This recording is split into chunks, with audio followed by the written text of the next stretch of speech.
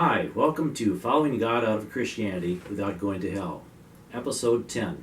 Tonight we're going to be discussing help me out here. Anti-Semitism. Anti-Semitism. Anti-Semitism. That's a... with an M. With an M, okay. Just you can edit it out, right? And just think I'm going to learn Hebrew. I have a hard enough time with English. Anyway, we're going to be discussing the worldview against Jews and Judaism and why that is a concern in our day and age. When I think back of the horrific things that took place during the Holocaust, I think about it every day. I think about how Jews were treated and why were they treated with such disdain and such hatred. What is it about Jews that people hate? If we have a real love for Hashem, we will have a real love for His people. So welcome back, Yoshi. Give us a little insight and maybe a little history on this. Okay. Well, anti-Semitism is basically a lie, and how lies start. They start really small, and then you have to lie some more to keep the original lie going. And so whenever early Christians began to alter the Hebrew Scriptures, they had to keep on building on top of those lies. And so by the time Rome adopted Christianity and the Pope started coming about, they had to do a lot of, they just had to really persecute Jews to keep their message going. And I think the only thing that's really stopped the, the more physical portions of anti-Semitism is, I think, modern society, because, nowadays you can't even say something about someone, without the media getting a hold of it. So I think that the church has sort of backpedaled on that. However, there is still anti-Semitism that is addressing Jews, and Christians are trying to destroy Jewish souls. Now, they think that they are saving Jewish souls by converting them. Well, it's not the case. I got into a pretty big argument with a missionary in my area because she thought it was okay to go to Jewish cemeteries and, defame the dead. She was going to Jewish cemeteries and saying, well, it's too bad this person went to hell because they didn't believe in Jesus. And, that's going overboard. We don't do that to Christians. We don't do that to dead people. They're going over the line. And that's just one example of someone over here in, this local area. This happens every day, thousands of times across the world. What the hell is wrong with people? We're human beings, and I wonder sometimes if the Holocaust would ever repeat itself because of the stupidity and the ignorance of our generations and of our time. And like you were saying that, maybe we live in a time when, with the internet and with information being such that we live more in a global community, whereas during the time of Hitler, a lot of people may not have even been aware of the atrocities that Hitler. I find something really surprising that in this day and age, and as I go back and I look at my King James Bible, I haven't picked up for a long time. It's got some dust on it, and I kind of just use it as a paperweight now. But I am amazed at how many times when I go back and I reread the New Testament, how many times it says in this King James Bible, in red lettered, the words of Jesus and the things that were said about the Jews. And I've been wanting to take a magic marker and circle every time that the gospel writers use the phrase the Jews, the Jews, the Jews.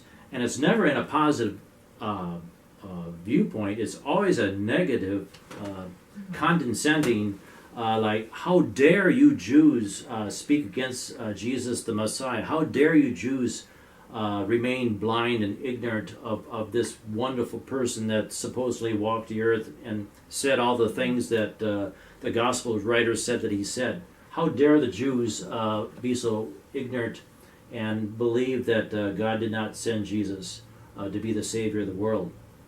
I find this to be very anti-Semitic against the Jewish people.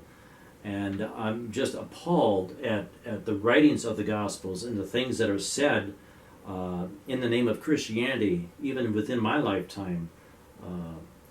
And you have to wonder, these radical groups that have extreme ideas about destroying Jews, and one of the people that comes to mind is Martin Luther, not Martin Luther King, the civil rights activist.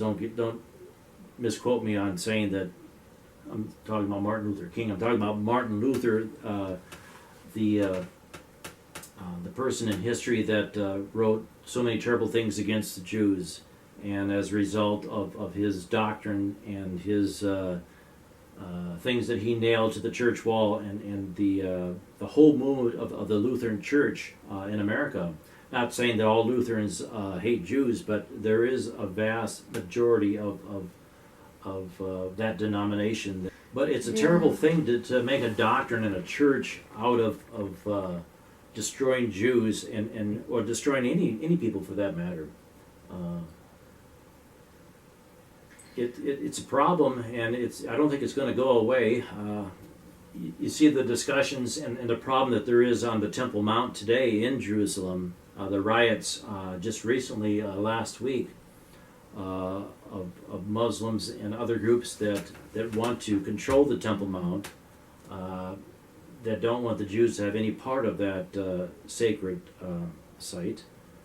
Are we going to support the Jewish nation of Israel? Are we going to support Jews? Are we going to support the Torah? Are we going to support what God gave to Moses at Mount Sinai? Is this true?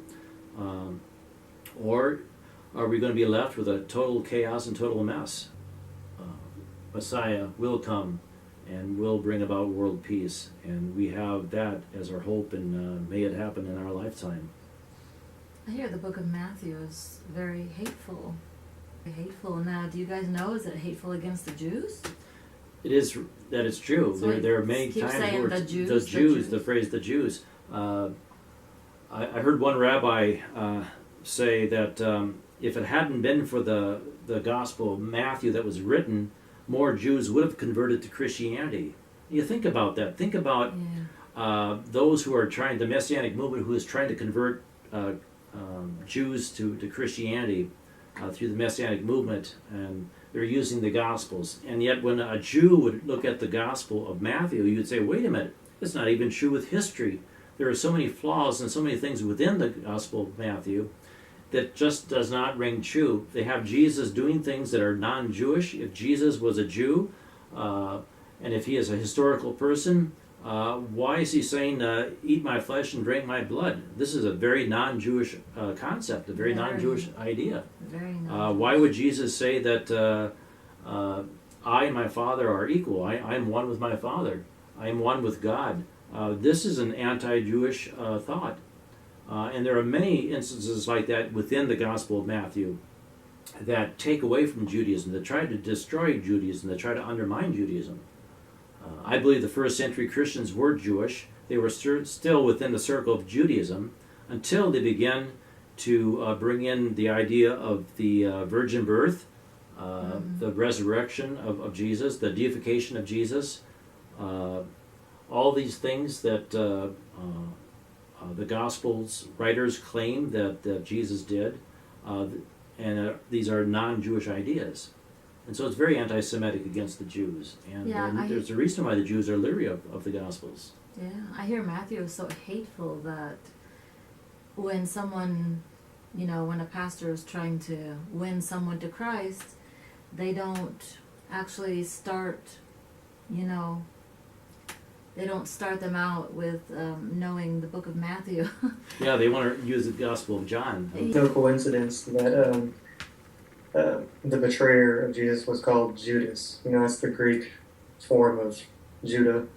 And, guess who that is? It's the Jews. And it's always Oh, the I never Pharisees thought that of are wrong, or that. the scribes, or the Sadducees. It's always, the Jewish groups that are wrong.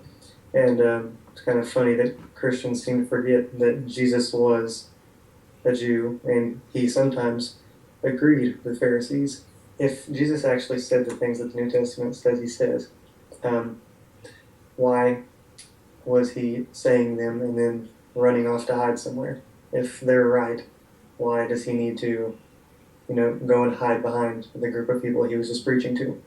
The prophets in the Tanakh, what they said in front of everybody, and they had no problems with saying it. Yet in the New Testament, all of the supposed prophets like Jesus and Paul, they would say something and then run. And so, Yeah. yeah, it's just, there's too much anti-Semitism to really comprehend, even before modern times. Martin Luther really started a lot of it.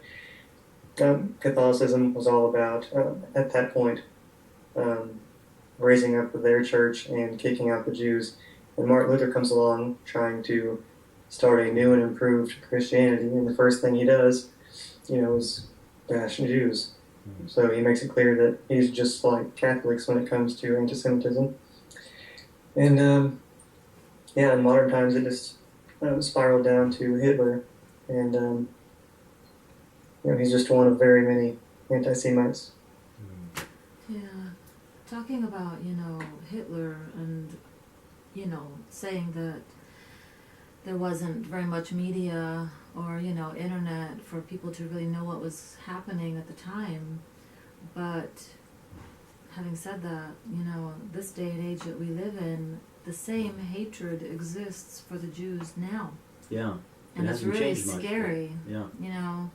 And I would say that almost maybe even more so because we're in a global community where information is shared over the internet. Yeah, so they can rally even other each countries, other. they rally support for hatred. If you hate somebody, it seems like it just spreads everywhere on the internet.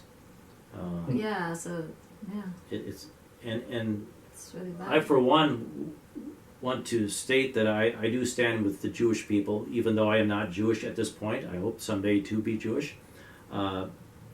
Leora and I and I know Yoshi, we support the Jewish people, and we take a strong stand against hatred against the Jews, and we want to be counted as those who love the people of God and who want to be around the people of God. And we love Israel too. And we love Israel, that's right. And there are a lot of church organizations or churches that hate the Jews, even churches, They hate the Jews and they're anti-Semitic as well. And they hate Israel. Yeah. And they don't recognize Israel and the Jewish people. We're experiencing a little bit of hatred and animosity towards us because of our affiliation with rabbis and with the Jewish people. Even on Facebook, as controversial as that can be, we do side with the Jews, and we always will.